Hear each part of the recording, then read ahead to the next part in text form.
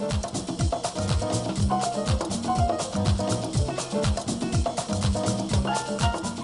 could, though, teach you a lot about their negotiating and buying skills, and that's certainly what I've learned. I had to throw out just about all of my skill sets when it came to negotiating. And what are we if we're not great negotiators? We've all been honing those skills for years now. And with my very first Chinese buyer, I soon learned that I was swimming way underwater and made some very significant mistakes. A Western buyer and seller wants straight line negotiating. How do you get from point A to point B as quickly as possible, meeting their goals? And we as professionals tend to have the skill sets to do that. We know how to present, what to present, and how to close the deal. The Chinese culture is such that they'd like to control that deal. They have an extraordinary interest in the choreography, the pace, and the temperament of negotiating. It is a fine art for them. It is as important, the process is important to them as our collecting the commission is to us.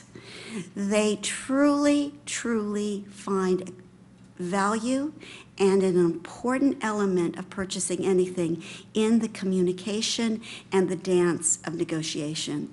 All I can say is go with it, learn from it, and give them all the time they need, whether it's reversals or whether it is counter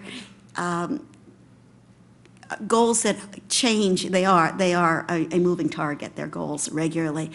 My experience has been let them lead, try to give them the time, the space, and the music they need to choreograph this negotiating skill. It's quite difficult on the other side when you're dealing with an American seller who is used to a very direct offer, counter offer, acceptance, let's go to contract. You have to manage now the expectations of the other broker as well as his client to understand that this will be quite different this time. It might take a bit more time. It takes a great deal of patience, but the goal is there. They want to spend their money. They are spending their money, and they can spend their money through you if, in fact, you understand the methods they use. I'm probably very, very close to the end of my time. What I'd like to leave you with are two thoughts. The Asian initiative is here. We have just begun to scratch the surface of their buying power in Manhattan. They will continue to do that, learn that market or any others, but become, if you can, a specialist in it. I think it's very hard to be a global broker in this market. I think it's very smart to develop global alliances, and that's one of the reasons we're here today and why you all work with other brokers. If you can meet and know a Turkish specialist, a Brazilian specialist, and rather than trying to be something to everyone, learn your area and find an alliance and a partner or a referral broker that can help you deliver from another culture. I find it very valuable to me, and it does return volume sales versus a lot of lost deals. To end, I'd like to say that I'm hoping that some of you might leave here and buy a pair of pea shoes, put them at the front of your office. I have a pair. Even better, if you choose not to buy a pair of pea shoes, you might be able to find a pair of private wealth bankers. They could be your new best friends, and good luck to you.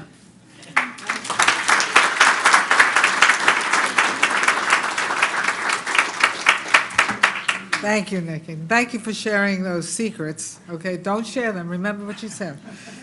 Okay, our next speaker is Senior Director at the Center for Economic Transformation at the New York City Economic Development Corporation. She has had an important role in strengthening New York City as a global financial center and is committed to bringing innovative ventures from around the world to join the mix here in Manhattan. Please help me welcome Ann Lee.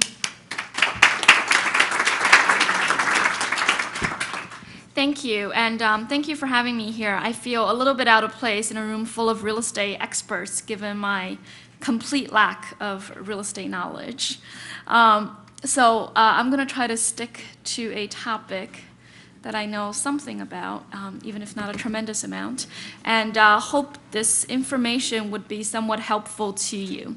So I'm going to talk a little bit about just kind of the international flow of money that we're seeing coming into New York City.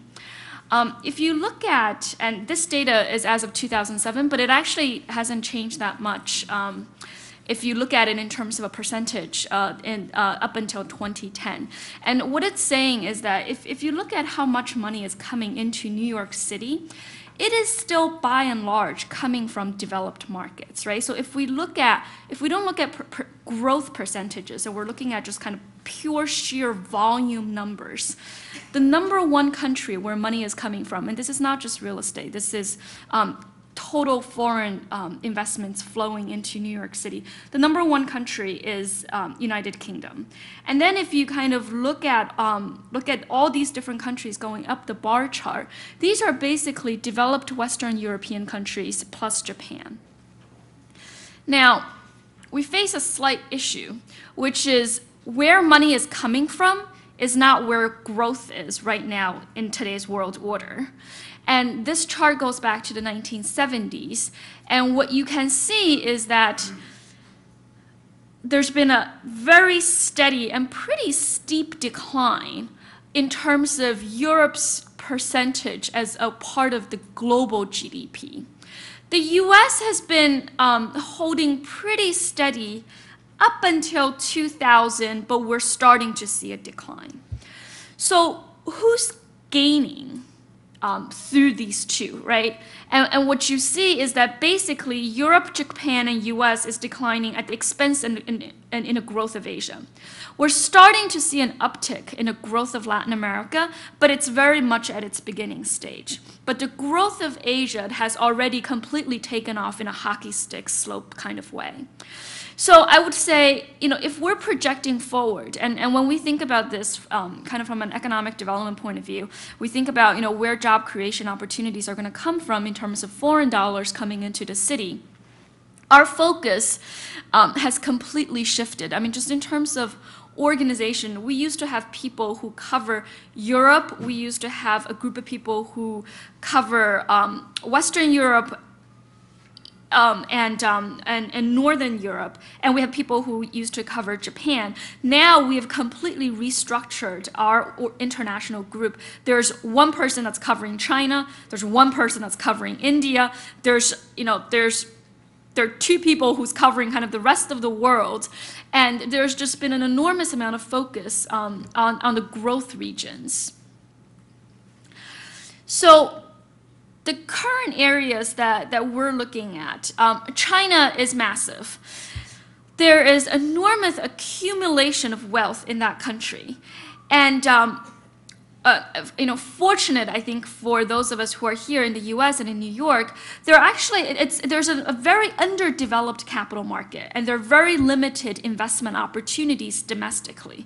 So therefore, there's tremendous desire to get money out of that country, and getting that out of country first into Hong Kong and then into the rest of the world, almost in kind of a two-step stage. There's India, where there's very strong long-term potential for growth, but we're not seeing as much investment coming out of India.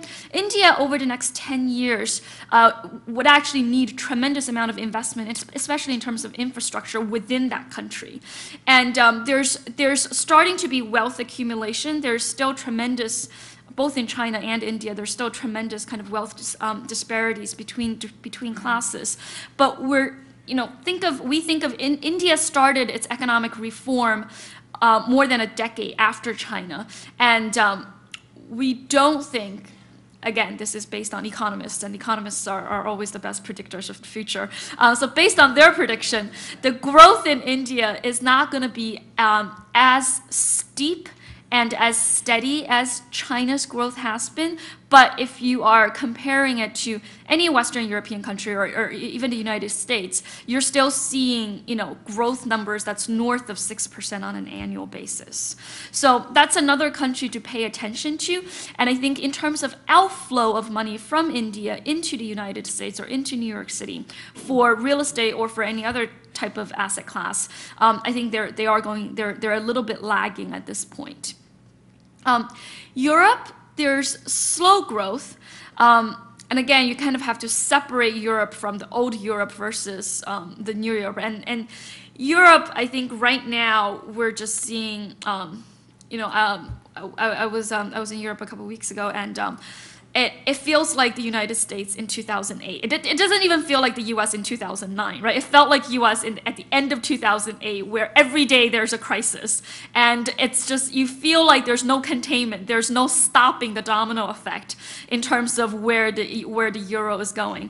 And you see that in London, even though it's not a euro country, but given London's status as the financial capital, you certainly feel that jittery, that people just don't know where the end is. So I think overall, there's going to be significant lack of growth in that region. Middle East, we think there's still a lot of capital. There's large capital reserve.